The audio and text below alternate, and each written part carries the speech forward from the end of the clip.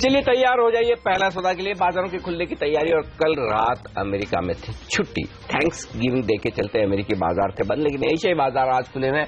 फिसलता हुआ ऊपरी स्तरों से शंघाई का बाजार, हांगकांग लेकिन आधा % मजबूत। कॉस्पी दिशा तलाशने में अभी लगा हुआ है कि ऊपर जाए या नीचे। स्ट्रेट टाइम्स जरूर हरे निशान में कारोबार करता हुआ दिखा। तो मिले जुले थोड़े से पॉजिटिव संकेत माने जा सकते हैं अगर एशियाई बाजार से हमें लेने हैं तो। लेकिन हमारे एसजीएक्स निफ्टी में जो संकेत आ रहे हैं वो है 50 पॉइंट की तेजी के। आइए एक बार एसजीएक्स निफ्टी फिर से बता दूं किस लेवल पर ट्रेड कर रहा है। एसजीएक्स निफ्टी लाइए जरा स्क्रीन पर, उससे अंदाजा लगेगा कि किस लेवल पर। 50 पॉइंट तो ऊपर है लेकिन लेवल क्या है वो देखना जरूरी है। एक बार एसजीएक्स निफ्टी आपको दिखाया जाए 8025 और प्रीमियम थी कल 47 पॉइंट के आसपास की। आज प्रीमियम थोड़ी घटेगी, शायद 35-36 पॉइंट के आसपास रह जाए। तो 8025 का मतलब ये हुआ कि 7990, 8000 के नीचे ही खुलेंगे। ये एसजीएक्स निफ्टी से संकेत है। तो ये मत मानिए कि 50 पॉइंट तेज है, इसका मतलब 8000 के ऊपर खुल जाएंगे।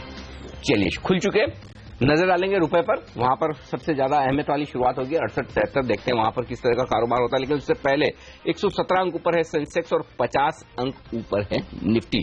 8000 के ऊपर पहली टिक आती हुई दिख रही है, वो देखेंगे हम अब फाइनली कहां होता है ट्रेड। एचडीएफसी 2.5% मजबूत, टीसीएस 2.5% मजबूत, एचएल टेक में थोड़ी तेजी। ये तीन चीजें हैं जहां पर मजबूती दिख रही है। रुपए में एकदम शांत शुरुआत हुई है 1 पैसे की मजबूती के साथ।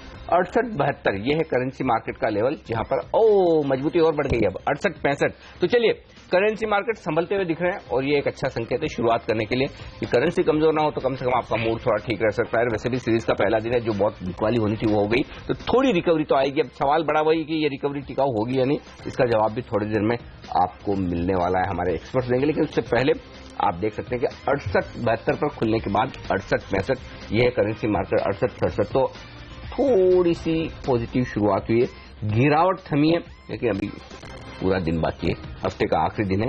देखेंगे करेंसी मार्केट में किस तरह का कारोबार होता है। स्टॉक्स पर करते हैं फोकस, और जो स्टॉक्स एक्शन में दिख रहे हैं आज एफआईज की रिपोर्ट के दम पर, उस पर एक राय ली जाए।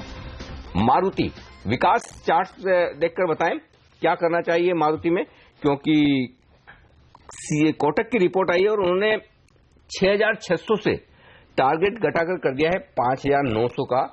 लेकिन क्या चार्ट पर कमजोर है, शॉर्ट करना चाहिए या नीचे में खरीदारी करें? जी अनिल जी, अगर ऑटोपैक की बात करें तो यहाँ पे मुझे लग रहा है कि एक सेलिंग प्रेशर अभी भी है, कहाँ पे बरकरार रहेगा, क्योंकि अभी इनके सेल्स के नंबर नेक्स्ट वीक आने हैं। तो मुझे लगता है कि यहाँ से ऑटोपैक में एक सेलिंग प्रेशर रहेगा। उस हिसाब से मारुति में भी अपकमिंग में एक मुझे लगता है कि एक वीक में एक और भी सेलिंग प्रेशर कंटिन्यू हो सकता है। नीचे की साइड में इसको इमीडिएट अगर इंट्राडे के लिए प्ले करना है तो 4750, 4760 के आसपास के टारगेट यहाँ पे बन सकते हैं। अप साइड में 4890 और 49 के आसपास का एक इमीडिएट रेजिस्टेंस है, तो वहां पे एक स्टॉप लॉस बना के इसको सेल किया जा सकता है। अगर थोड़ा भी टूवर्ड्स 4900 के आसपास आ रहा है तो वहां पे सेलिंग ही करना चाहिए, क्योंकि थोड़ा ऑटोपैक में एक सेलिंग प्रेशर है। मारुति लास्ट 2 दिन में जो 2 दिन पहले जो बाउंस आया था उसको डिपेंड नहीं कर पाया, वहां से वापस सेलिंग कंटिन्यू हुआ है। कल एक्सपायरी डे के पे ये नीचे ही बंद हुआ है, तो मे भी एक सेलिंग प्रेशर अभी भी कंटिन्यू रहेगा और नीचे में 4750, 4760 के एक इमीडिएट टारगेट यहाँ पे कर सकते हैं। ओके, तो ये रहा है पर। लेकिन बागले साहब ये बताइए पीवीआर ये कैसा लग रहा है? खरीदारी की राय तो bank of America Merrill Lynch ने बरकरार रखी है, लेकिन अपने लक्ष्य को घटा दिया है। बीच में मुझे याद है सीएलएसए जैसे बड़े ब्रोकरेज हाउसेस काफी बुलिश हुए थे, लेकिन अब बड़े ब्रोकरेज हाउसेस कह रहे हैं देखिए डिमोनेटाइजेशन के चलते लोग अब पिक्चरें कम देखेंगे और अच्छी पिक्चरें आ भी नहीं रही हैं, वो भी उन्होंने अपनी रिपोर्ट में लिख दिया है। तो बताइए चार्ट कैसे लगते हैं आपको इसके? हेमंत, 1040, 1050 ये एक स्ट्रॉन्ग सपोर्ट है जो मुझे ब्रेक होते हुए नहीं लगता है। तो 5% डाउनसाइड वीक मार्केट में हो सकता है। ऑन द अपसाइड 1200, 1220 ये एक स्ट्रॉन्ग रेजिस्टेंस है जिसको भी इतने इजीली क्रॉस नहीं कर पाएगा। तो 1060, 1200 ये 150 पॉइंट का रेंज है। अगले कुछ दिनों में, हफ्तों में ये मूव इतना खराब नहीं लगता ये लेवल पे, इतना मैं कहूंगा। ओके, तो पिक्चर अच्छी नहीं आ रही है। अच्छा, अच्छी आ भी जाए तो गारंटी क्या चलेंगी, क्योंकि शिवाय और ए दिल है मुश्किल दोनों पिट गई। अब डियर जिंदगी शाहरुख खान और आलिया भट्ट की आ रही है और उसके बाद रईस आएगी। रईस के ऊपर सबकी नजरें हैं। हाँ, लेकिन अभी आजकल पिक्चर इतनी अच्छा, दूसरा दंगल आमिर खान की, वो भी मेरे ख्याल से 25 दिसंबर के आसपास रिलीज होनी चाहिए, तो ये इंटरेस्टिंग होगा। लेकिन चलती नहीं है पिक्चरें आजकल, और उसके ऊपर महंगे टिकट, और वो भी क्रेडिट कार्ड पे लेने वाले तो, और पीवीआर तो सबसे प्रीमियम टिकट बेचने वाला 600 रुपए में टिकट मिलती है 800 रुपए में 800-600 रुपए। छोटे शहरों में कम है सर, ये अब बॉम्बे की आदत है आपको। बट और दूसरी चीज इन्होंने की है कि टिकट गलत फहमी के बॉम्बे में रहने वाले लोग बहुत पैसा कमाते हैं सर। नहीं, पैसा कमाते पर पैसा बचाते बिल्कुल नहीं है। So, कमाते जरूर होंगे बट बचता नहीं है। जो लेकिन पीवीआर में इंटरेस्टिंगली जो चीजें अब हो रही है, उन्होंने एफएनबी पे जो टिपिकली कैश पे ज्यादा यूज होता था, पॉपकॉर्न पे मतलब, हाँ मतलब खाने पीने की चीजों पे, उस पर डिस्काउंट देना शुरू कर दिया है। और पेटीएम ने काफी हद तक उनके कॉस्ट वेव कर दिए, जो बुक माई शो, पेटीएम इन सब में हुआ करते थे। तो थोड़ा बहुत तो बैलेंसिंग रहेगा। तो चलिए, मूवी में पैसा कमाएं बचाएं, ये हो न हो मुंबई में रहने वाले, लेकिन पैसा कमाने और बचाने का एक शो जरूर जो हर रोज आप देख सकते हैं सुबह 7:30 से 8 के बीच में, वो है स्टॉक 2020। आपका पसंदीदा शो मिस कर दिया है, कोई बात नहीं, देख लीजिए आज के शो का अपडेट।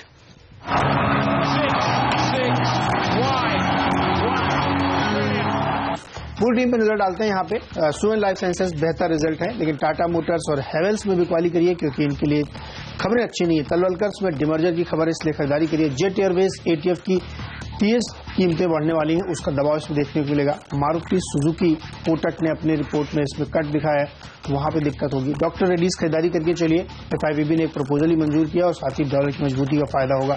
लेकिन जिंदल स्टील एंड पावर में दिक्कत होगी क्योंकि स्टील कंपनियों में अभी भी तेजी नहीं बन रही है। वर्धमान टेक्सटाइल्स बाईबैक का प्राइस 1250 रुपए के आसपास आया है, तो वो एक तेजी का कारण बन सकता है। और आरबीएल बैंक सेक्टर सुरक्षा की इसमें नजर रखिए क्योंकि डिमोनेटाइजेशन का जबरदस्त फायदा इस बैंक को होगा। मेरी टीम पर नजर डालिए, बल्लेबाज आज ज्यादा है हमारी टीम में, लेकिन शुरुआत गेंदबाजी से करी है। अंबुजा सीमेंट पर बिकवाली की राय, पिछली सीरीज में खराब प्रदर्शन दिखाया था। एफआईएस की जहां पर बड़ी हिस्सेदारी है, उन शेयरों को आपको अवॉइड करना चाहिए। दिग्गजों से ज्यादा अच्छा मिड कैप प्रदर्शन आज दिखाएंगे। टाटा मोटर्स के डीवीआर में भी खराब प्रदर्शन देखने को मिल सकता है। जिस तरह से ईसीबी ने वार्निंग फिर से जारी करी है दुनिया भर के लिए, तो ये एक चिंता की बात है क्योंकि ग्लोबल मार्केट्स का प्ले है ये। लेकिन मेरे सेलेक्टर्स को लगता है एक सेक्टर जिसने पिछले सीरीज में आउट परफॉर्मेंस दिखाई है वो है मेटल और माइनिंग सेक्टर, और इस सीरीज में भी अच्छा प्रदर्शन दिखा सकता है। हिंदुस्तान जिंक वेदांता को टीम में इसीलिए शामिल किया है और डिपेंडेबल का दर्जा हिंडाल्को को दिया है क्योंकि वेदांता चलता है तो केन में भी अच्छी रैली बनती है, इसलिए इसको भी टीम में शामिल किया है। लेकिन डीएचएफएल का खराब प्रदर्शन देखने को मिल सकता है। Oil and gas related stocks अच्छा प्रदर्शन दिखाएंगे और उसमें ऑफशोर कंपनियां अच्छी रैली दिखा सकते हैं अगले हफ्ते ओपेक की बैठक से पहले, और इसीलिए इन 3 शेयरों को सिलान, ऑयल कंट्री ट्यूबुलर और डॉल्फिन ऑफशोर को टीम में शामिल किया गया है।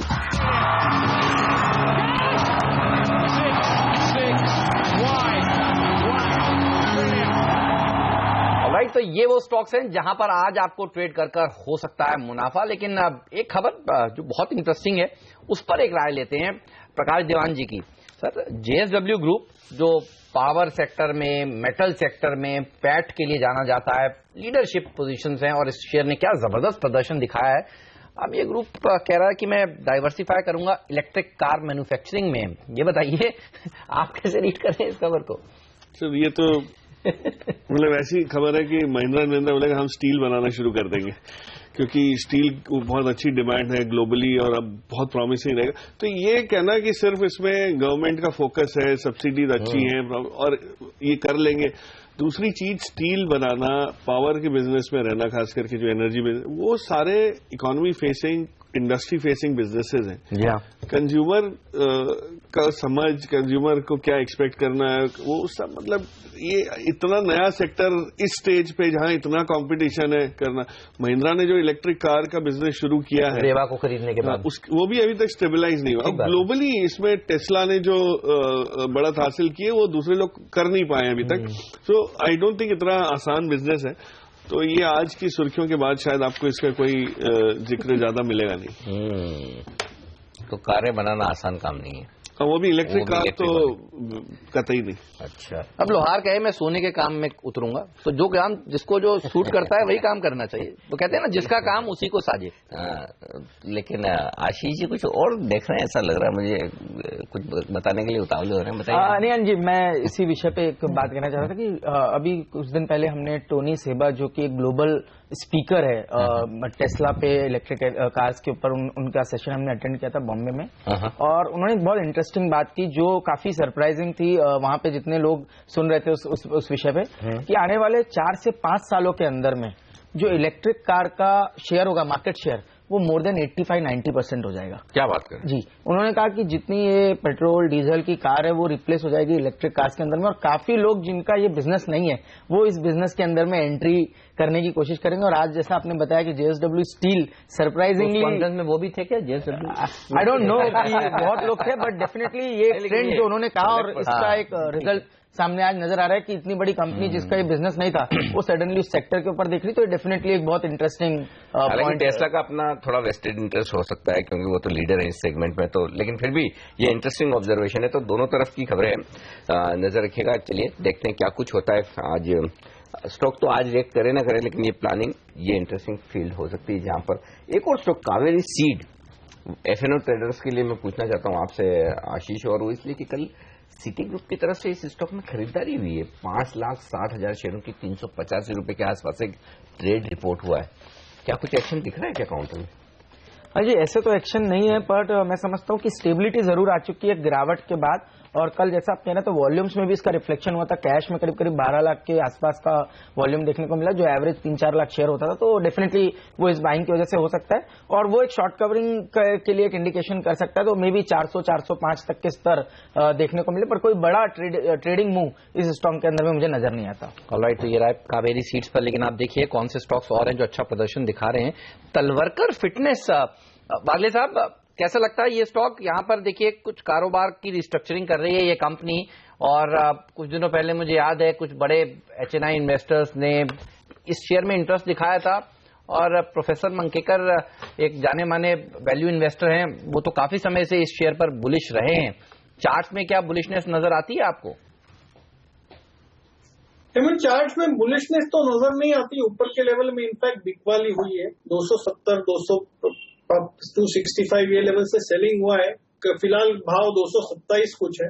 हाँ, अभी ये लेवल पे शायद नीचे ना जाए क्योंकि ये कंसोलिडेशन जोन है। 220-225 के आसपास ये बॉटम बनाएगा, लेकिन जो मोमेंटम चाहिए एज ए ट्रेडर वो मुझे दिखाई नहीं देता है। और लॉन्ग टर्म पैटर्न इसमें क्या बहुत ज्यादा लंबे चार्ट्स नहीं है, तो मैं वो लॉन्ग टर्म व्यू दे नहीं पाऊंगा। कोई बात नहीं। चलिए, आज 3 ऐसी कंपनियों के रिजल्ट आने वाले हैं जो हैं वायदा कारोबार में। BEML है, सरकारी कंपनी बाटा, और एक और स्टॉक है इंडोकाउंट। जनरली ट्रेड कम होता है, लेकिन ये 3 स्टॉक है। एफएनओ में कोई बाय या सेल का ट्रेड बनता है आशीष इन तीनों शेयरों में आज रिजल्ट से पहले?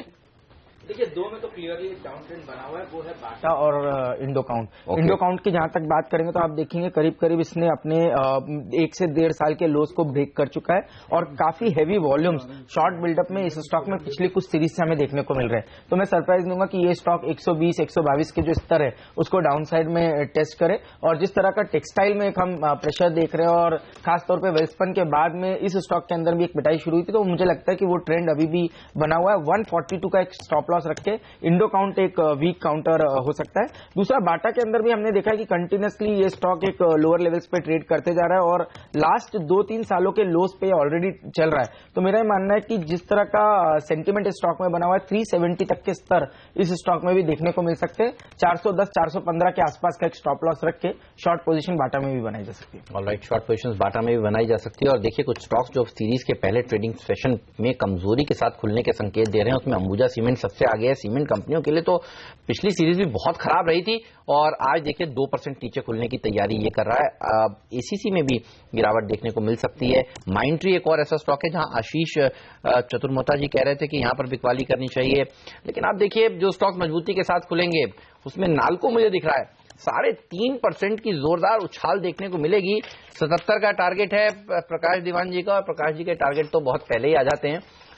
मजबूती के साथ खुल रहा है, और आज पूरा का पूरा स्पेस देखिए, हिंडाल्को, हिंदुस्तान जिंक, सारे के सारे स्टॉक्स अच्छी बढ़त के साथ खुलने की तैयारी कर रहे हैं। और वैसे भी कॉपर 10 ये जो पिछला महीना रहा है वो 10 साल में ऐसा महीना देखा नहीं है कॉपर ने, जितनी तेजी कॉपर में पिछले महीने बनी है। और जिंक 8 साल के हाईज पर, लेड 2 साल के हाईज पर। अच्छा, एक बात और, डॉलर की मजबूती जनरली मेटल्स को नीचे खींचती है। डॉलर की मजबूती के बावजूद मेटल्स लगातार हाईज बना रहे हैं, ये एक और संकेत देखना चाहिए। डॉलर, बॉन्ड्स, मेटल्स तीनों तेजी में है, तो देखिए ग्रेट कॉम्बिनेशन। इवन इक्विटी भी यूएस के लिए तो हमारे लिए दिक्कत है।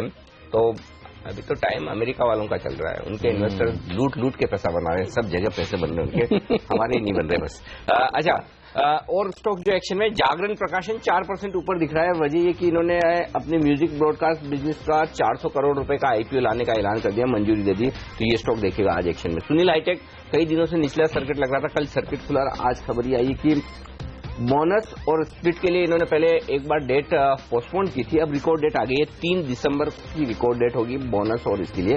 अच्छा, स्टरलाइट टेक्नोलॉजी ये एक और स्टॉक है जहां पर क्रिसिल ने रेटिंग अपग्रेड किया है, तो देखेंगे यहां पर क्या कुछ एक्शन होता है। प्रतिभा इंडस्ट्रीज ये स्टॉक खबर ऑर्डर के दम पर दौड़ता है लेकिन वापस फिसल जाता है, आज खबर थोड़ी अच्छी नहीं है। एक फंड ने 25 लाख शेयरों की कल बिकवाली की है 10 रुपए 25 पैसे में, तो इस स्टॉक पर भी नजर रखिएगा, यहां पर एक्शन क्या होता है वो देखेंगे।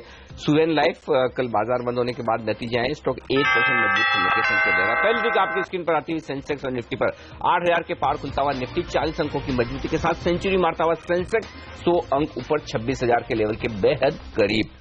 0.5% ही मजबूत है मिड कैप इंडेक्स भी, और बैंक निफ्टी में भी इतनी ही तेजी बनती हुई लगभग 80 अंकों की 18,325 के ऊपर खुलता हुआ बैंक निफ्टी। आइए कौन से स्टॉक एक्सचेंज में बता दूं, हिंडाल्को है टॉप गेनर 1.25% की मजबूती के साथ, पीछे है आयशर मोटर्स, गेल मजबूत है, यस बैंक, टेक महिंद्रा जैसे शेयरों में थोड़ी थोड़ी मजबूती बनती हुई दिख, लेकिन कोई बहुत बड़ी तेजी बन रही हो किसी स्टॉक में वो है नहीं, मुश्किल से 3 या 4 स्टॉक ऐसे हैं जो 1% से ज्यादा मजबूत है निफ्टी में। आइए कमजोर क्या है, अंबुजा टॉप लूजर 1% नीचे, ग्रासिम उसके ठीक पीछे, अल्ट्राटेक भी, यानी कि सीमेंट शेयरों पर है दबाव आज के सेशन में भी। एचडीएफसी और एचडीएफसी बैंक की मार पड़ती कम नहीं होती दिख रही है, आज भी लाल निशान के साथ खुलते हुए दिख रहे हैं। आइए वायदा कारोबार में बता दूं आपको कौन से स्टॉक सेक्शन में, जेपी एसोसिएट 6% नीचे, तो 7 रुपए का शेयर है। रिलायंस इंफ्रा 5% नीचे, डीवीज लैब और इंडो काउंट की बात अभी आशीष कर ही रहे थे, आज रिजल्ट भी आने वाले, बोला कि यही शॉर्ट कॉल है, अब मौका ही नहीं मिला, देखिए 4.5% नीचे खुल गया सीधा ही। भारत फाइनेंशियल इंक्लूजन यहां मार पड़ती हुई दिख रही, तेजी से गिरा है। पेज इंडस्ट्रीज 3%, अनिल अंबानी को उसके शेयरों में बड़ी गिरावट दिख रही है। रिलायंस इंफ्रा के अलावा रिलायंस कैपिटल, रिलायंस पावर, ये क्यों गिर रहे हैं, ऐसी कोई खबर है नहीं, लेकिन यहां पर तेज गिरावट होती दिख रही है। Hindustan zinc top gainer, mines mineral share बड़ी मजबूती के साथ 7% ऊपर, एनएमडीसी 6% ऊपर, यहां पर अच्छी तेजी होती दिख रही है। हिंडाल्को शानदार तेजी दिखाता हुआ, नैल्को जो पसंद किया है 5%, वो भी मजबूत, तो ये तमाम शेयर माइनिंग और मिनरल से जुड़े आज एक्शन में। इससे पहले सर्किट लग जाए बता दूं, ऑयल कंट्री ट्यूबुलर अब 17% ऊपर है, आज स्टॉक 2020 में फ्री हिट शेयर था, और आप देखिए अब ये सर्किट लगने की तैयारी करता हुआ। कोहिनूर फूड जो कल बताया था 20% की तेजी के बाद आज 13% फिर मजबूती के साथ ट्रेड कर रहा है। मैं बताना चाह रहा हूं कि मिड कैप स्मॉल कैप में ज्यादा आज के दिन देखने को मिल रहा है। नाल्को जो हमारे एक्सपर्ट कह रहे थे प्रकाश, यहां पर खरीदारी करनी चाहिए, देखिए अब 5% की तेजी देखने को मिल रही है। संदीप बागले जी से पूछेंगे चार्ट पैटर्न इसके कैसे लग रहे हैं। और आप देखिए पीएनबी गिल्ड्स तो स्टार परफॉर्मर है ही, प्रकाश दीवान जी का आज भी फिर से 5% के सर्किट लगने की तैयारी में। इसका सर्किट देखिए खुलते ही 5 मिनटों में लग जाता है, जनरली हमने देखा है। बागले साहब ये बताइए, नाल्को 6-6.5% की मजबूती दिखा रहा है, चार्ट्स आपको इसके कैसे लग रहे हैं, क्या और ऊपर जा सकता है? हेमंत, वीकली चार्ट्स बहुत ज्यादा अच्छे लग रहे हैं, एक अहम लेवल ब्रेक कर रहा है, 54 का वो लेवल है, 5650 करंट ट्रेड है, जब तक उसके ऊपर रहता है मैं पॉजिटिव रहूंगा। अगले कुछ हफ्तों में मुझे लगता है ये स्टॉक 66 to 68 तक जा सकता है, 1 या 2 हफ्ते तक, तो मैं पॉजिटिव रहूंगा। और जब तक ये 53 के ऊपर रहता है, आई थिंक 53 का स्टॉप लॉस रख के ट्रेड कर सकते हैं। ऑफशोर शेयर देखिए अब सर्किट लगना शुरू हो गया। अब कौन सा? ऑयल कंट्री ट्यूबुलर 20% का अपर सर्किट, डॉल्फिन ऑफशोर 3.5-4% की तेजी देखने को मिल रही है। तो कच्चे तेल में अगर तेजी होगी तो ऑफशोर कंपनी को फायदा होगा, ये हमने लॉजिक सुबह दिया था, और देखिए क्या प्रदर्शन मजबूती होती दिख रही है। इन तमाम शेयरों में शानदार खरीदारी है। खरीदारी खबरों के दम पर और स्टॉक्स में जो होती दिख रही है, उनमें तलवलकर्स 5% मजबूत है। तलवलकर्स के चार्ट पर विकास से एक राय ली जाए। विकास बताएं, 5% की मजबूती के बाद क्या और कोई मौका है, या ये तो अंदाजा था ही कि जिम बिजनेस इन्हें डीमर्ज करना है और बोर्ड की अप्रूवल आनी थी, तो वो अप्रूवल आ चुकी है, या इस लेवल पर प्रॉफिट बुकिंग की जाए, क्या राय है चार्ट पर? जी, अगर लास्ट कुछ दिनों में देखो तो स्टॉक में एक सेलिंग प्रेशर देखा जा चुका है, 275 से नीचे आ चुका था, एक रिट्रेसमेंट स्टॉक में कंप्लीट हो चुकी है। बट अभी ये जो गैप अप हुआ है उसमें मेरी राय से यहाँ पे बाय नहीं करना चाहिए, थोड़ा बहुत ही वापस रिट्रेस हुए 230 के आसपास अगर वो वापस मिल रहा है तो वहां पे री-एंट्री कर सकते हैं। अपसाइड में यहाँ पे मे बी 246-48 के लेवल्स यहाँ पे आने के चांसेस है। चलिए तो इस शेयर पर रखिए नजर। और अब देखिए 8% ऊपर हो गया है नाल्को का स्टॉक, जबरदस्त तेजी यहां पर देखने को मिल रही है आज के दिन। वागले साहब, आपने क्या टारगेट दिया था आज के लिए?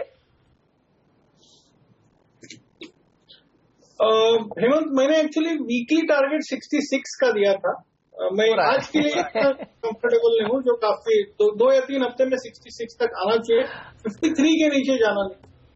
ओके, मजबूती बढ़ती जा रही है। बिल्कुल। तो प्रकाश जी बैठे हैं स्टूडियो में और स्टॉक ना चले। अच्छा, बीपीएल भी इन्होंने ऐसे ही बताया था। आप देखिए, मुझे याद आता है दिवाली पर आपने एक पिक दिया था जो 4-5 दिन में ही आपके टारगेट अचीव हो गए थे। Asterisk life sciences. हाँ, अभी गिरावट के बाद वापस चलना शुरू हुआ है। अच्छा, बीच में गिरा भी था, करीब 500 के नीचे आया था, बट पिछले 2 दिन से तो वापस उसमें भी एक देखिए, क्वालिटी स्टॉक्स की ये खूबी रहती है कि फंडामेंटल्स ऑल्टर इतनी जल्दी नहीं होंगे।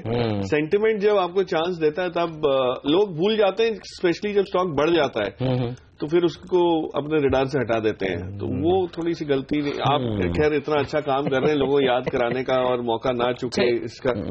एक स्टॉक जो आज हाईएस्ट ओपन इंटरेस्ट गेनर में दिख रहा है वो है एसआरएफ, जो आशीष काफी लंबे समय से और काफी क्लोजली ट्रैक भी करते आए हैं।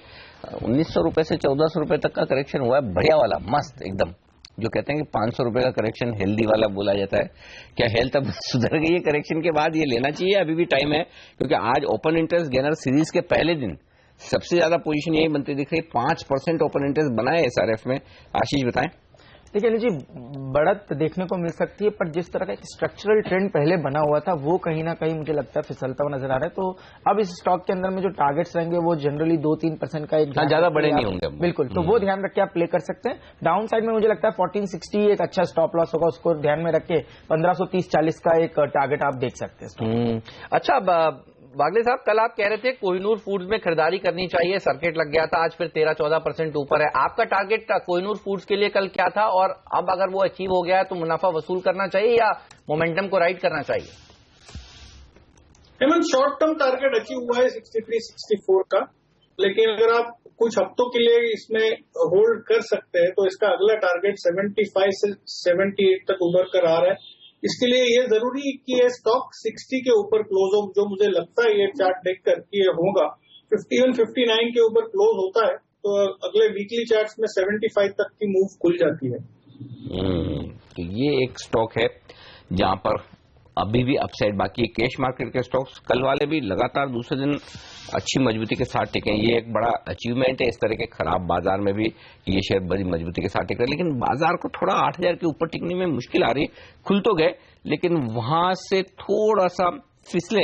ऐसा भी नहीं कि कोई बहुत बड़ी कमजोरी हुई हो, लेकिन ठीक है, हम स्टेबल से 8008 का हाई और 7975 ये लो है आज का निफ्टी का। अब फिर से 8000 की तरफ बढ़ने की कोशिश होती हुई दिख रही है। एक अच्छी बात जो दिख रही है आज के बाजार में, Sensex, Nifty, mid cap index सारे के सारे लगभग बराबर 1 तिहाई % मजबूत होते दिख रहे हैं। कुछ शेयरों में जो एक्शन होता दिख रहा है, केनरा बैंक। आशीष, केनरा बैंक में क्या हो रहा है? क्योंकि ओपन इंटरेस्ट में इजाफा होता हुआ दिख रहा है, एकमात्र बैंकिंग शेयर ये थोड़ा मुझे लग रहा है कि वॉल्यूम के लिहाज से बढ़ता हुआ दिख रहा है। तो क्या पीएनबी में, बैंक ऑफ इंडिया में इनमें थोड़ी तेजी हो चुकी है? केनरा बैंक कुछ मजबूत दिख रहा है या छोड़ दें? अनिल जी, अभी तो थोड़ा टाइम लगेगा, मुझे लगता है बेस बन रहा है, ये एक अच्छी बात है, बट एक्शन आने में टाइम लगेगा।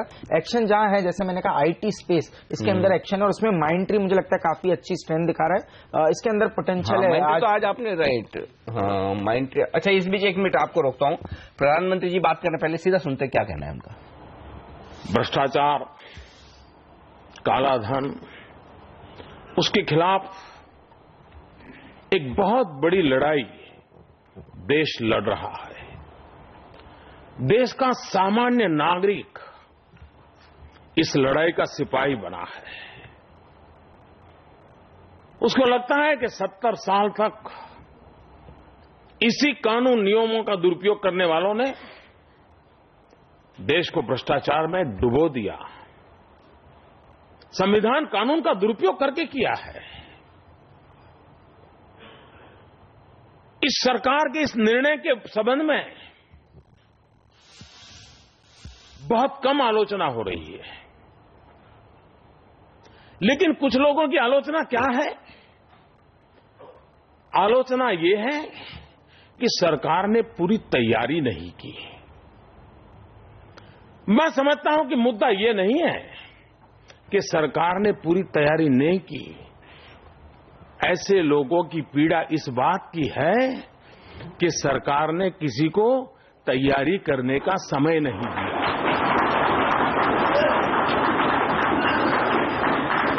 दुख इस बात का है, अगर उनको एक 72 घंटे भी तैयारी करने के लिए मिल जाते तो वाह वाह, मोदी जैसा कोई नहीं।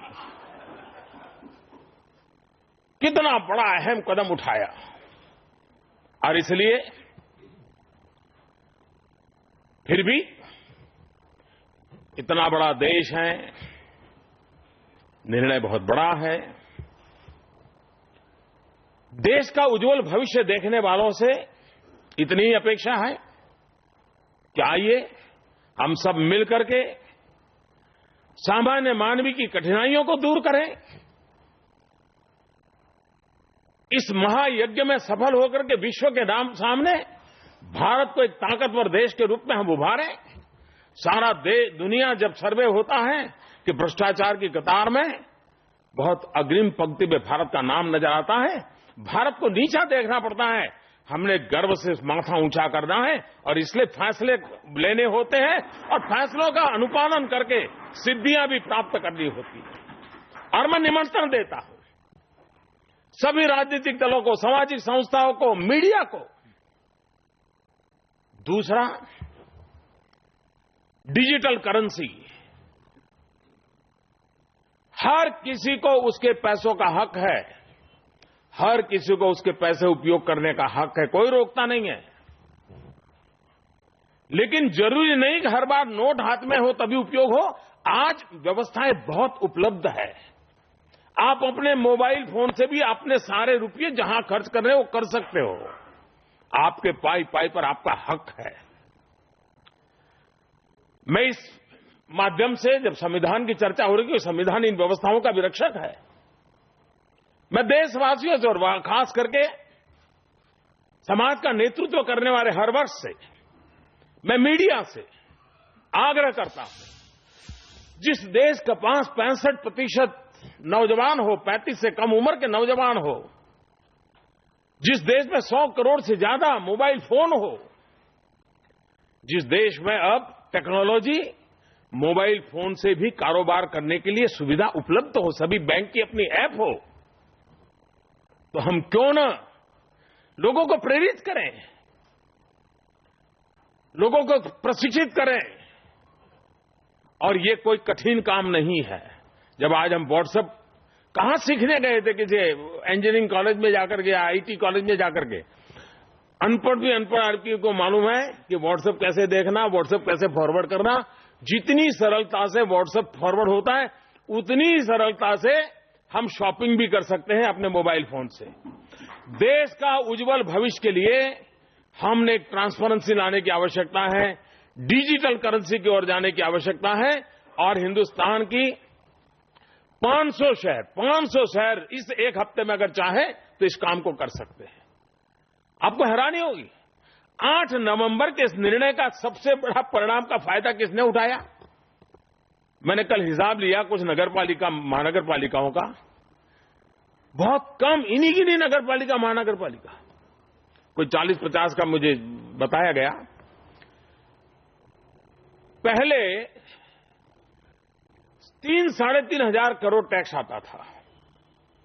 8 नवंबर के बाद 13,000 करोड़ उनके खजाने में जमा हो गया।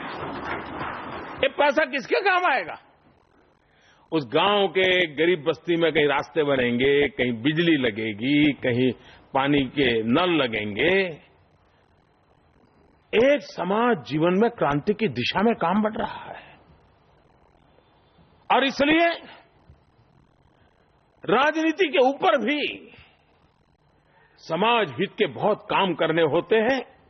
संविधान हमें वो प्रेरणा देता है। संविधान हमें हमारी विरासतों का संभालने की जिम्मेवारी देता है, लिखा हुआ है उसमें। हमारी इस महान विरासत की संभालना ये संवैधानिक हमारी जिम्मेवारी है। आइए हम सब मिलकर के बाबा साहब आंबेडकर ने जो महान कार्य किया है, उसके शब्दों को और भावों को पीढ़ी दर पीढ़ी समयानुकूल संदर्भ में हम उसको जी के सीखें, जीना सीखें, जी करके दिखाएं और देश को हर पल नई ताकत, नई ऊर्जा देते रहे। मैं सुमित्रा जी का हृदय से अभिनंदन करता हूं। इस बार पार्लियामेंट नहीं थी, 26 तारीख को छुट्टी थी, फिर भी उन्होंने इस संविधान दिवस के महात्म्य को बरकरार रखने के लिए इतना बड़ा प्रकल्प किया। स्टेट में भी उसका इनिशिएटिव लिया गया, स्कूल कॉलेजेस में इनिशिएटिव लिया गया और धीरे धीरे करके ये भी एक महत्वपूर्ण अवसर के रूप में बनेगा। मुझे विश्वास है। मैं इस समय मुझे आने का अवसर मिला, मेरी समय की कठिनाई के कारण आपको भी जरा जल्दी जल्दी आना पड़ा, इसके लिए मैं क्षमा चाहता हूं। बहुत बहुत धन्यवाद। बिल्कुल, तो ये प्रधानमंत्री मोदी बात करते हुए संविधान दिवस के उपलक्ष्य में, और इस बीच मिड कैप इंडेक्स पर रखिए नजर। एक्शन यहां पर बढ़ता हुआ दिख रहा है, 2.3% मजबूत हो चुका है मिड कैप इंडेक्स और निफ्टी फिर से 8000 की तरफ बढ़ता हुआ दिख रहा है। और एफएनओ एक्सप्रेस में कुछ इंटरेस्टिंग ट्रेडिंग आइडियाज ढूंढ रहे हैं आशीष ने, जब तक कि प्रधानमंत्री जी बात कर रहे थे। वो मैं पूछने वाला हूं आशीष से एक छोटे से ब्रेक के बाद। ब्रेक का वक्त है।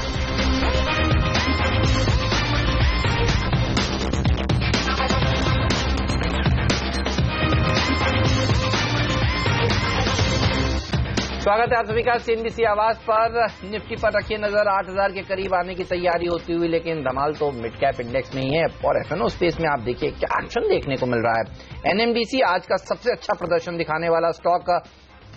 टाटा स्टील देखिए 3% की तेजी दिखा रहा है और हिंदुस्तान जिंक में भी तेजी है। अच्छा, हिंदुस्तान कॉपर पर भी रखिए नजर। आप देखिए ये शेयर भी 5% की मजबूती के साथ आज ट्रेड कर रहा है। तो मेटल्स और माइनिंग स्टॉक्स में अच्छा खासा एक्शन आज के सत्र में देखने को मिल रहा है।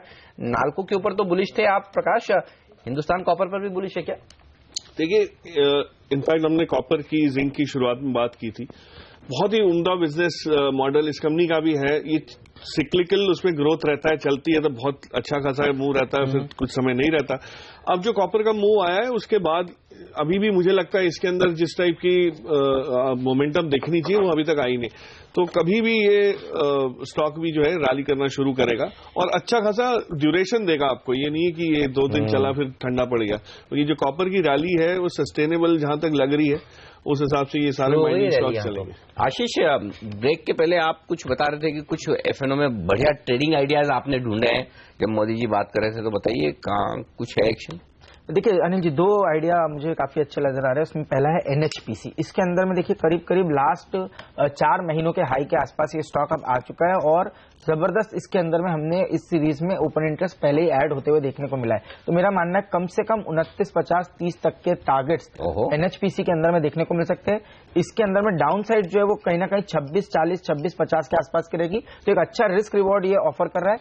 इसको मैं ऑप्शन के साथ भी समझता हूँ प्ले किया जा सकता है। तो 27-50 की कॉल ऑप्शन लेके अगर से कोई 1-2 हफ्ता कैरी करे तो मेरा मानना है अच्छा पैसा इसके अंदर बन सकता है। दूसरा पिक होगा आईजीएल, जो क्लियरली मुझे लगता है अपने ऑल टाइम हाई की तरफ जाने की पूरी तैयारी में आ चुका है। स्टॉक के अंदर एक मेजर डबल बॉटम का फॉर्मेशन बना है, 5.5% का आज ओपन इंटरेस्ट में इजाफा है और स्टॉक ऑलरेडी एक्शन में है। तो ये मैं समझता हूं कि 830 के स्टॉप लॉस को रख के लॉन्ग पोजीशन बनानी चाहिए। ऊपर में कम से कम 900, 910 तक के स्तर इस स्टॉक में देखने को मिल सकते हैं। आज आपके आईजीएल में सिटी ग्रुप की तरफ से रिपोर्ट भी आई, 976 का उन्होंने लक्ष्य दिया है।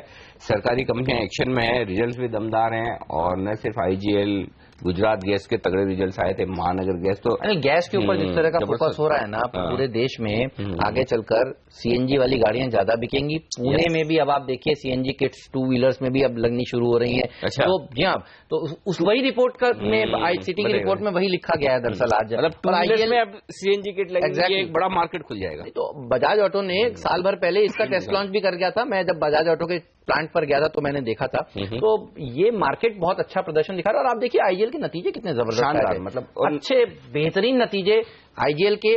इवन गुजरात गैस के देखने को मिले थे, महानगर गैस, ये गैस वाली कंपनियां जो है ना, ये अगली ऑयल मार्केटिंग कंपनियां हैं। ऐसा ये गैस कंपनियां नहीं है, सॉलिड कंपनियां हैं। जी हाँ, ये कहना चाहिए। पर रखिए नजर। और एक और कौन सा, हाँ एनएचपीसी जो बताया, एनएचपीसी ये भी सरकारी कंपनियां जो एक्शन में, पावर कंपनियां सरकारी, एनटीपीसी, पावर ग्रिड जैसे शेयर चल गए, इनके तो डिविडेंड यील्ड वगैरह इतने परफेक्ट है। तो इस खराब माहौल में जब लोगों को डर लगता है ना, तो सरकारी कंपनियों का सहारा है बस कि ये खरीदो तो टिकट साइज के शेयर देखिए आज अगर मिड कैप इंडेक्स अच्छा प्रदर्शन दिखा रहा है। एक और सेक्टर है जिसका हमने बात करी है लेकिन पूरी तरह से बात नहीं हुई। देखिए ऑयल कंट्री ट्यूबुलर तो 20% के सर्किट पर लगा हुआ है। डॉल्फिन ऑफशोर में तेजी बंद चुकी है, 7.5% की मजबूती। संदीप बागले साहब बताइए, ये शेयर कैसा लग रहा है, क्या ये और ऊपर जा सकता है आज के दिन? हेमंत, आप स्टॉक रिपीट करेंगे? मैंने स्टॉक का नाम। डॉल्फिन ऑफशोर 8% मजबूत हो गया है। हेमंत, ये वाला वही वाला स्टॉक है जैसे आपने टीवीएस में बात की थी, यही करंट लेवल पे लेना चाहिए। 99 का करंट लेवल है, 93.50 के नीचे थोड़ा सा स्टॉप लॉस रखे 93 का, और मेरा 110 से 112 का टारगेट होगा जो 1 या 2 3 या 3 दिन में आ सकता है, और अगर वो क्रॉस करता है तो फिर 130 तक की मुंह खुल जाती है। तो टीवीएस के साथ जब आपने जोड़ने की बात कही तो ये भी अनिल देखिए सर्किट लगने की तैयारी करता हुआ 8% ऊपर था, अब 13% की मजबूती के साथ ट्रेड कर रहा है। आज ऑफशोर शेयरों में जबरदस्त तेजी देखने को मिल रही है। कच्चे तेल की तेजी का फायदा इन तमाम शेयरों को मिल रहा है। बस बात वही कि हाईलाइट होने चाहिए सही तरीके से, और हाईलाइट होने का और चार्ट पर ब्रेकआउट सिग्नल आने चाहिए। बिल्कुल, चार्ट पर सिग्नल तो बाद में आ ही जाते हैं। फिलहाल देखिए ये स्टॉक 2020 के स्टार परफॉर्मर ऑयल कंट्री, सेलान, डॉल्फिन, जिंक, एल्यूमिनियम वाले शेयर जो मेटल्स में तेजी बनती दिख रही, उसका फायदा इन तमाम शेयरों को मिलता हुआ आपको साफ नजर आएगा। लेकिन मेटल शेयर ही आज की मजबूती को लीड कर रहे हैं, चाहे वो आप पोजीशन के लिहाज से देखें या प्राइस के लिहाज से। आईजीएल देखिए, अब आशीष जी के स्टॉक तो क्या भाग रहे हैं, 850। तो ये और डॉल्फिन में सर्किट लग रहा है, वेरी नाइस। देखिए आप अब 19% ऊपर है ये शेयर, तो 8% ऊपर वागले साहब ने पकड़ा और अब 19% ऊपर पहुंच गया है ये शेयर। बहुत ही बढ़िया वागले साहब, और आपने कमाल कर दिया है। कल किसमें सर्किट लगाई थी वागले साहब? कल कोहिनूर फूड्स में लगाई थी। अच्छा, और उससे पहले वर्धमान। तो वागले साहब की सर्किट का सारा हिसाब हेमंत के पास में है और प्रकाश जी की सर्किट का भी हिसाब है। फिलहाल मैं वायदा कारोबार का हिसाब रखता हूं, तो वायदा कारोबार में अच्छा एक्शन होता हुआ दिख रहा है। जो एसआरएफ आपने कहा वो अब डेज हाई पर आ गया है, आईजीएल डेज हाई पर आ गया है, एनएचपीसी डेज हाई पर ट्रेड कर रहा है। तो ये स्टॉक्स इनफैक्ट मार्केट भी डेज हाई पर आ गया है, तो वो भी एक साथ साथ में जोड़ना होगा। और मिड कैप इंडेक्स आज के हाईस पर ट्रेड कर रहा है, यानी कि शुरुआत में 8008 पर हम खुले थे, थोड़ा नीचे आए, लेकिन नीचे आकर मतलब जो 30-35 पॉइंट नीचे आए वहीं से वापस खरीदारी आ गई। तो स्ट्रेंथ है, मजबूती है, कम से कम ये एक बात समझ में आ रही है। वक्त है हमारे सभी एक्सपर्ट से विदा लेने का, और वागले साहब, विकास सालुखे जी, आशीष चतुर्वेदी साहब और साथ ही प्रकाश दीवान साहब, आप सबका बहुत बहुत शुक्रिया सीएनबीसी आवाज के लिए आज वक्त निकालने के लिए और तमाम शेयरों अपनी राय हमारे दर्शकों के साथ शेयर करने के लिए।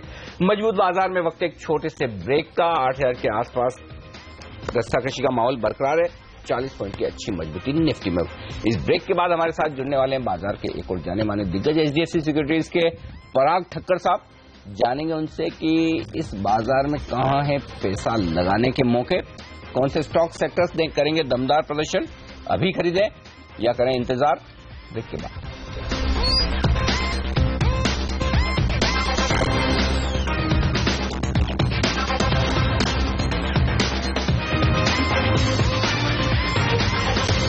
स्वागत है आप सभी का सीएनबीसी आवाज पर। आप देख रहे हैं पहला सौदा, 100 अंक ऊपर इस समय सेंसेक्स है और निफ्टी भी देखिए 8000 के ऊपर जाकर टिकने में कामयाब हो गया। और मिड कैप में तो क्या तेजी देखने को मिल रही है। और अगर आपको सही देखना है मिड कैप इंडेक्स को, तो आप देखिए एडवांस डिक्लाइन रेशियो को, एक गिरने वाले शेयर के सामने 4 से ज्यादा बढ़ने वाले शेयर हैं। कई स्टॉक्स हैं जहां पर अपर सर्किट्स लग रहे हैं और कई शेयर हैं जहां पर अच्छी खरीदारी आज के सत्र में देखने को मिल रही है। और ये बेस्ट मौका है मिड कैप शेयरों में और अच्छे लार्ज कैप शेयरों में खरीदारी करने का। और ये बात कहते आए हैं एचडीएफसी सिक्योरिटीज के पराग ठक्कर साहब, जो सबसे पहले बुलिश हुए थे आईटी सेक्टर पर, और आप देखिए क्या तेजी बनी है आईटी सेक्टर में। ठक्कर साहब, स्वागत है आपका सीएनबीसी आवाज पर। ये बताइए आईटी सेक्टर का मोमेंटम जारी रहेगा और मार्केट पर आपका क्या व्यू बन रहा है इस समय? मार्केट मेरा यही मानना होता है हमेशा कि हम अच्छी कंपनी उनके खराब टाइम में, सेक्टर के खराब टाइम में लिया करें। तो जैसे कि फॉर एग्जांपल हम मेटल में मॉइल की बात करते थे 200 रुपए के भाव में, आज मॉइल 350 है और आज मेटल इतना सेक्टर में इतनी तेजी हो गई है। तो मैं हमेशा ये बोलता हूं कि अभी यहाँ पे मेटल में ज्यादा तेजी मत करिए, एक्सेप्ट कि नाल्को जैसे कुछ स्टॉक्स जो बहुत ज्यादा चले नहीं है। बट तो मेरे हिसाब से अभी कॉन्ट्रा व्यू ये लेना। आईटी में भी फॉर एग्जांपल एक छोटी सी तेजी तो हो चुकी है क्योंकि डॉलर इंडेक्स 101.8 पे है। और मेरे ख्याल से ये जो बैंकिंग, ये जो यूएस की बैंकिंग के प्रॉफिट्स बढ़ने की बात है, क्योंकि वहां पे इंटरेस्ट रेट बढ़ रहे हैं, उसकी वजह से आईटी स्पेंडिंग अगले साल वापस शुरू होगा। प्लस टीसीएस की कमेंट्री मुझे काफी पॉजिटिव लगी थी। अभी जो रिसेंट कमेंट्री थी, तो मेरे हिसाब से आईटी स्टॉक्स में अगर अपना पोजीशन है तो बनाए रखनी चाहिए। लेकिन अभी जैसे कि अच्छा, जिसने नहीं खरीदा है कोई भी आईटी कंपनी, कौन सा आईटी कंपनी है जो अब खरीदना चाहिए, ये बताइए। हाँ, तो देखिए HCL टेक जिसका गाइडेंस सबसे बढ़िया है अभी तक, 12 से 14% का उनका गाइडेंस है, तो वो सबसे सेफ लग रहा है in terms of revenue visibility. और TCS की ये जो लेटेस्ट कमेंट्री आई है BFSI में उनको थोड़ी सी अपटिक दिख रही है, तो मेरे हिसाब से TCS और HCL टेक को अभी ज्यादा ध्यान देना चाहिए with in IT stocks. TCS और HCL टेक, क्योंकि इन्फोसिस ज्यादा भागा है, ये बात सही है। लेकिन सीमेंट शेयर जो काफी पिटे हैं, इन पर आपसे राय लेना चाहता हूं सर। ये खरीदने का वक्त आ गया है, इसमें अभी थोड़ा इंतजार कर लेना ठीक है? कंजम्पशन पर लेके जो सवालिया निशान लग रहे हैं, तो वो क्या प्राइस में आ चुके हैं, अभी थोड़ी दिक्कत है? देखिए सीमेंट की जो अगर आप डिमांड को एनालाइज करें तो 60% हाउसिंग से आता है और बाकी का 40% इंफ्रास्ट्रक्चर वगैरह सेक्टर से आता है। तो अगर हाउसिंग में 40% is rural housing, 20% is urban housing, तो अर्बन हाउसिंग तो ठंडा ही रहेगा, उसमें मुझे कोई बड़ी तेजी नहीं दिख रही है। लेकिन रूरल हाउसिंग जो आज की तारीख में मार्केट ने ये व्यू बना लिया है कि रूरल हाउसिंग ठंडा पड़ जाएगा बिकॉज रूरल इंडिया में कैश ही नहीं है, ये मेरे ख्याल से 1-2 क्वार्टर में चेंज हो जाएगा। अच्छा। आज भी प्रधानमंत्री ने कहा है कि ये सब जो पैसा आ रहा है वो किस पे खर्च होने वाला है, रूरल इंडिया के लिए पानी, सड़क या इंफ्रास्ट्रक्चर के लिए यूज होना है। तो मेरे हिसाब से सीमेंट में भी एक बार तो मैं ये बोलूंगा कि बहुत ज्यादा करेक्शन आ चुका है, तो लेकिन हालांकि वैल्यूएशन अभी भी बहुत ज्यादा है। मैं ये कहूंगा कि ग्रासिम जैसे शेयर पे ध्यान देना चाहिए जहां वैल्यू काफी है। होल्डिंग कंपनी डिस्काउंट 40-45% अभी भी है अल्ट्राटेक से, तो मेरे हिसाब से वो एक शेयर वैल्यू बाय है। ये बताइए ऑटो सेक्टर पर आपका क्या व्यू है? मुझे याद है ऑटो एंसिलरी स्टॉक्स पर तो आप बहुत बुलिश थे और क्या तगड़े रिटर्न्स वहां पर देखे भी गए हैं, लेकिन अब नोटबंदी का जब से मामला सामने आया है उसके बाद से ऑटो शेयरों में एक हेल्दी करेक्शन देखा जा चुका है। इस करेक्शन के बाद क्या ये शेयर खरीदारी करने के लिए लॉन्ग टर्म इन्वेस्टर्स के लिए तैयार हो गए हैं, या आपको लगता है कि दिसंबर का महीना एक बार और छोड़ देते हैं? आप कैसे अप्रोच कर रहे हैं इसे? नहीं, मेरे हिसाब से तो देखिए, मेरे हिसाब से मार्केट में मारुति, हीरो, बजाज ऑटो, ये सब शेयर्स ये जो इतनी गिरावट है ये बिकॉज ऑफ डीमोनेटाइजेशन और स्ट्रांग डॉलर। FIS बेच रहे हैं बिकॉज स्ट्रांग डॉलर होता जा रहा है, और जो मेरी एक्सपेक्टेशन है कि 15 तारीख की फेड की मीट के टाइम पे डॉलर पीक आउट हो जाएगा, तो वो एक कंसर्न वहां खत्म हो जाएगी FI की सेलिंग की, प्लस वैल्यूएशंस काफी करेक्ट हो गए। और ये डीमोनेटाइजेशन तो मेरे हिसाब से एक लॉक जैम है जो मेरे ख्याल से जनवरी के बाद खुल जाएगा। लोगों के हाथ में करेंसी आने लगेगी, लोग इलेक्ट्रॉनिक पेमेंट से, मतलब वो इलेक्ट्रॉनिक चीजें शुरू हो जाएगी। तो मेरे हिसाब से ये एक अच्छा मौका है ये सब शेयर्स में इन्वेस्ट करने का। थोड़ा सा मतलब मैं ये बोल रहा हूँ कि एक साथ में अपनी कैपिटल कमिट मत कीजिए एक ही दिन में, ग्रेजुअली धीरे धीरे लेते रहिए, क्योंकि काफी अभी आज ECB ने वार्न कर दिया है, तो ग्लोबल चीजें काफी होती रहेगी, मौके मिलते रहेंगे, लेकिन धीरे धीरे से एक्यूमुलेट करने चाहिए। अच्छा सर, ये बताइए ये बैंकिंग शेयरों पर क्या राय रखते हैं? क्योंकि एक तरफ जिस तरह से SBI ने बल्क डिपोजिट घटाए हैं, ठीक है, अब 7 दिसंबर को पॉलिसी है तो ब्याज दरें तो घटेंगी, तो एक लोग जो बातें कर रहे हैं कि क्या पता उर्जित पटेल साहब 7 दिसंबर तक का इंतजार ही न करें, उसके पहले ही घटा दें, क्योंकि सिस्टम में पैसा तो इतना आ गया है। तो ऐसे में क्या बैंकिंग शेयर किसी भी दिन उछल सकते हैं? खरीदना है तो कौन से बैंक खरीदना चाहिए? मेरा ये मानना है कि इंटरेस्ट रेट तो अभी नीचे जाएंगे, वो तो गिवन है। मतलब अभी बॉन्ड यील्ड आज 6.3% पे है, तो वो और कंटिन्यूस गिर रहा है, इतनी सिस्टम में इतनी डिपॉजिट्स आ गई है, और सामने क्रेडिट ग्रोथ भी नहीं है, तो लिक्विडिटी के एंगल से भी इंटरेस्ट रेट गिरने चाहिए। ठीक बात है।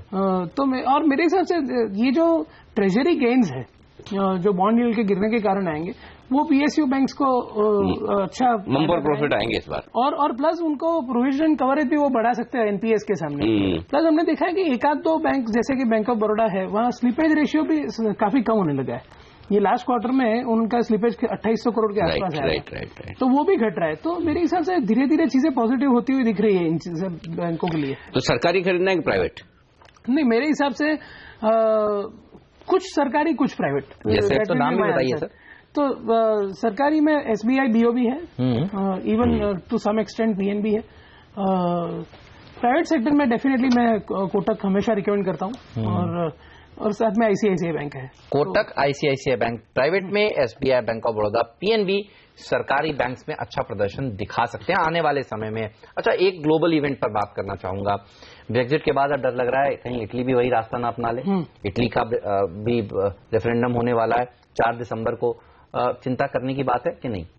नहीं, डेफिनेटली चिंता करने की बात तो रहेगी। यूरो में जो भी मतलब एक के बाद एक अगर हर कंट्री जाती जाएगी तो डेफिनेटली वो चिंता करने की बात होगी, और थोड़ी बहुत अनसर्टेनिटी, थोड़ी बहुत वॉलेटिलिटी मार्केट में इस चीजों से होगी। क्योंकि ईसीबी जिस तरह के बयान दे रहा है, एक तो ईसीबी के बयान भी डराने वाले हैं। कह रहा है कि डोनाल्ड ट्रंप आ गया है तो दिक्कत की बात है, प्रोटेक्शनिज्म बढ़ेगा। तो इस इवेंट को और इन सब चीजों को आप किस तरह से देख रहे हैं? इसीलिए मैं बोल रहा हूँ कि अगर डोमेस्टिक स्टोरी ही अगर सस्ती मिल रही है तो उसमें ज्यादा ध्यान देना चाहिए अभी। बिकॉज जब मैं पहले आईटी रिकमेंड कर रहा था तब मारुति का भाव 5,750 था, ठीक बात है, या हीरो का भाव 3,700। आज वो सब भी इतना ही गिर गया है। आईटी इनफैक्ट प्रोटेक्ट कर रहा है आपके पोर्टफोलियो को। तो मैं इसीलिए बोल रहा हूँ कि ये सब चीजों को ध्यान में रखते हुए मेरे हिसाब से थोड़ा सा डोमेस्टिक सिक्लिकल्स या डोमेस्टिक और सिक्लिकल्स खास करके मैं बोलूंगा, या मारुति हो या ग्रासिम हो या ऐसे स्टॉक्स में ऊपर ज्यादा देन, या फॉर एग्जांपल पेस्टिसाइड्स। पेस्टिसाइड्स में मॉनसून तो ठीक है, आज की तारीख में ये कंसर्न है कि रूरल फार्मर्स के पास कैश नहीं है। तो गवर्नमेंट ने ये 21,000 करोड़ जो नाबार्ड के थ्रू अवेलेबल किया है, government will try it's level best की फार्मर्स के हाथ में कैश आ जाए। अच्छा, तो फिर सीड वाली कंपनियां खरीदनी चाहिए क्या? क्योंकि हम देख रहे हैं 2-3 दिन से कावेरी सीड में अच्छी रैली बन रही है। आज के बाजार में भी देखिए टॉप 3 एफएनओ गेनर्स में कावेरी सीड ऊपर है। मैंने कावेरी सीड हमारे कवरेज में नहीं है, लेकिन मैं पेस्टिसाइड स्टॉक्स जैसे कि धनुका है, पीआई है, और इन दोनों कंपनीज की एक खासियत है कि दोनों के रिटर्न ऑन कैपिटल एम्प्लॉयड भी 20% से ऊपर है, डेट फ्री कंपनीज है और एक्सेलेंट पेनिट्रेशन है, ब्रांडेड पोर्टफोलियो है। तो ये दोनों स्टॉक्स काफी अच्छे लग रहे हैं। और पीआई में तो 60% एक्सपोर्ट भी है। तो और उस एक्सपोर्ट में उसके 4 साल की ऑर्डर बुक है। तो इन दोनों में एक चूज करना हो तो मेरे हिसाब से दोनों ही सही, दोनों ही अच्छी कंपनीज है। मैं किसी तो अगर आपको डॉलर का एडवांटेज भी चाहिए तो पीआई है। धनुका इज कम्प्लीटली 100% डोमेस्टिक है। और धनुका में मेरे ख्याल से इन्होंने बायबैक या कुछ ऐसा भी ऐलान किया अभी रिसेंटली, बायबैक किया। हाँ, तो ये स्टॉक तो मैं देख रहा 60-70 रुपए से क्या भागा है। इसमें स्टेक खरीदी थी लाइट हाउस फंड ने 70 रुपए में। जो पहला पी फंड, अदरवाइज पहले कोई इंस्टीट्यूशनल होल्डिंग नहीं थी, दानुका की बात कर रहा हूँ, वहां से जो स्टॉक में एक्शन हुआ है देखिए, मतलब जो पी फंड जनरली क्या होता है, private equity fund unlisted share खरीदते हैं, लेकिन जिस लिस्टेड शेयर में पी फंड एंट्री करे ना, वो ध्यान में रखना चाहिए। उसकी वजह है कि हम जो ये है ना, पी फंड है ना, बड़े शार्प समझदार, सोच समझ के अगर कोई ये एग्रीमेंट जब बनाते हैं कोमा और डॉट तक लगाते हैं सारे, वो चेक करते हैं। बाकी दूसरे लोग तो क्या फंड वाले हैं, म्यूचुअल फंड वाले गए खरीद लिए, बेच लिया, जब मर जाएगी ले लेंगे, बेच लेंगे। बात है, ये लोग बहुत समझदारी से करते हैं, तो इसलिए ये स्टॉक ऐसे भागते हैं। लेकिन भाग रहा है बाजार 150 अंक ऊपर सेंसेक्स है और निफ्टी 8,025 पर आता हुआ दिख रहा है। मिड कैप इंडेक्स में 1% की तेजी। और स्टॉक देखिए जो आज सुबह सुबह हमने वायदा कारोबार में आइडेंटिफाई किया, सारे डेज हाई पर चल रहे हैं। आईजीएल सबसे ज्यादा ओपन इंटरेस्ट बढ़ता हुआ 10.5%, केनरा बैंक 10% ओपन इंटरेस्ट में इजाफा, दोनों ही स्टॉक डेज हाई पर। इवन एसआरएफ देखिए 1500 रुपए हो गया, डेज हाई पर चल रहा है, यहाँ 9% ओपन इंटरेस्ट बढ़ता हुआ दिखा है। एक और स्टॉक ये सरकारी कंपनियों में बड़ी तेजी होती दिख रही, खासतौर से जिनमें डिविडेंड यील्ड अच्छा है। इस पर एक राय आपसे लेना चाहता हूँ। एक ऐसा ही स्टॉक पीएफसी, यहां पर भी देखिए स्टॉक में 1-1.25% की मजबूती, लेकिन ओपन इंटरेस्ट यहां भी तेजी से बढ़ता हुआ दिख रहा है। पावर फाइनेंस कॉर्पोरेशन वायदा कारोबार में ये स्टॉक देखिए 6 लाख शेयर यहां पर जुड़े, 7% के आसपास का ओपन इंटरेस्ट। या फाइनेंस से, पावर से जुड़े हुए स्टॉक्स में जो तेजी हुई अभी हाल ही के दिनों में, क्या पीएफसी पसंद है आपको, खरीदारी करनी चाहिए? इसमें क्लैरिटी नहीं है कि जब गवर्नमेंट ने उदय स्कीम निकाली तब ऐसा था कि पीएफसी, आरईसी और ये सारे पीएसयू बैंक जिसने एसईबीज को लैंड किया था, उनका पैसा एक बार सेफ हो गया, उनके हाथ में बॉन्ड्स आ गए। लेकिन अभी आगे जो लैंडिंग अपॉर्चुनिटी है वो कहाँ रहेगी, कैसे वो लैंड करेंगे, उसके बारे में अभी तक अनसर्टेनिटी है।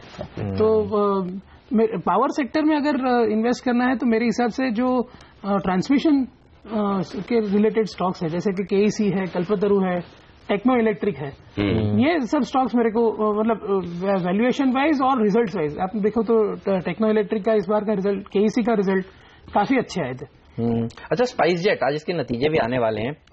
आपने पहले इसको काफी नीचे के लेवल्स पर रिकमेंड भी किया है, क्या एक्सपेक्टेशन है, कैसे आ सकते हैं नंबर्स, और इस पर क्या व्यू है, इस सेक्टर पर भी बताइए। मेरे हिसाब से एयरलाइन सेक्टर पे व्यू काफी पॉजिटिव है in terms of passenger traffic growth. 20% हर महीना ये पैसेंजर ट्रैफिक ग्रोथ बढ़ रहा है।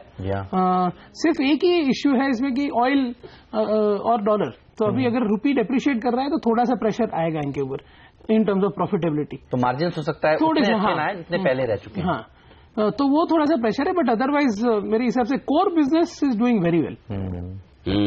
तो ये आपके लिए इन तमाम शेयरों पर राय। और आप देखिए बाजार का एक्शन धीमे धीमे अच्छी मजबूती की तरफ बढ़ता हुआ दिख रहा है। अब बैंक निफ्टी भी बाजार की तेजी में पार्टिसिपेट करने की कोशिश करता हुआ दिख रहा है, और स्टॉक्स एक्शन वही हो रहा है जो आज सुबह से हमने आइडेंटिफाई किए हैं। IGL, Canara bank, SRF, NHPC जो हमारे एक्सपर्ट सुझा रहे हैं। इसके अलावा कैश मार्केट के कई सारे stocks, oil country, dolphin offshore, ये तमाम शेयर ऐसे हैं जहां पर आज बड़ा एक्शन होता हुआ दिख रहा है। जो ऑयल कंट्री ट्यूबुलर, वहां पर बड़ी तेजी बनती हुई दिखी है। वक्त है पराग ठक्कर साहब से विदा लेने का। बहुत बहुत शुक्रिया सर आपका हमारे लिए वक्त निकालने के लिए और इन तमाम शेयरों पर हमारे दर्शकों को राय देने के लिए। तो बाजार में मजबूत सिर की शुरुआत अच्छे मूड माहौल के साथ, बस क्लोजिंग 8000 के ऊपर हो जाए, यही चाहते हैं। फिलहाल पहला सौदा में आज के लिए इतना ही, लेकिन आप बने रहिए सीएनबीसी आवाज के साथ। इक्विटी मार्केट की तो दमदार शुरुआत हो चुकी है, लेकिन कमोडिटी बाजार की ओपनिंग कैसी होगी ये बताएंगी प्रियंका संभव, दिल्ली से हमारे साथ जुड़ गई हैं। और इस नोट पर हम दोनों को दीजिए विदा। नमस्कार।